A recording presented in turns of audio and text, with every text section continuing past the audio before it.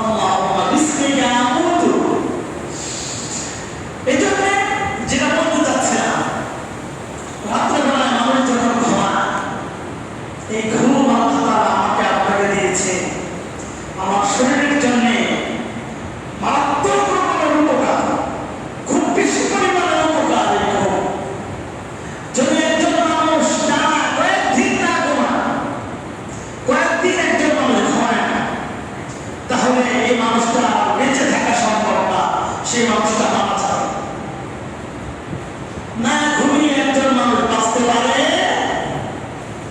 আল্লাহ তাআলা বলেন ওয়াজআলনা নাওমাকুম সুবাতা ওয়াজআলনা আল-লাইলা লিবাসা।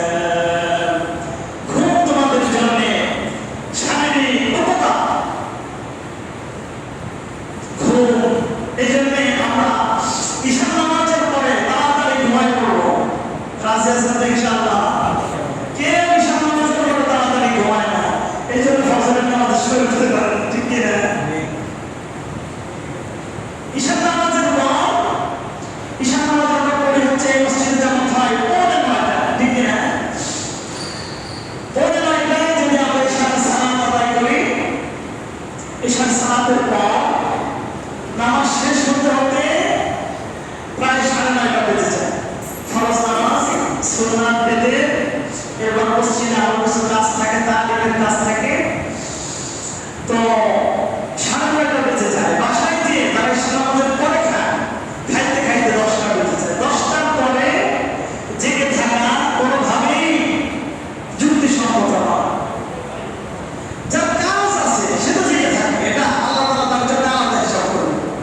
কিন্তু আমরা অনেকেই রাত্রেবেলা ঈশান নামাজ হয়তো পড়ি না, না পড়লেও এই মানুষটা মোবাইল দেখতে শুরু করে।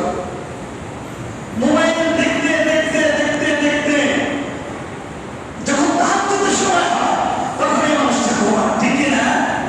খেয়াল করে দেখবেন, আপনারা যারা অতিরিক্ত মোবাইল দেখেন তাদের ঘুম আসে রাত 2টা, 1টা, 3টার সময়, ঠিক কি না? 3টার সময় কোন নামাজ পড়তে হয় বলেন? তাহাজ্জুদ পড়তে হয় না? 2টা, 3টার সময় তো কমপ্লিটলি তাহাজ্জুদের অর্থ। এই সময় যদি আপনি ঘুমান, এই মানুষটা তাহাজ্জুদ পড়বে কি করে? আর ফজরের নামাজের তো কোনো কথাই নেই। এই জন্য আমাদেরকে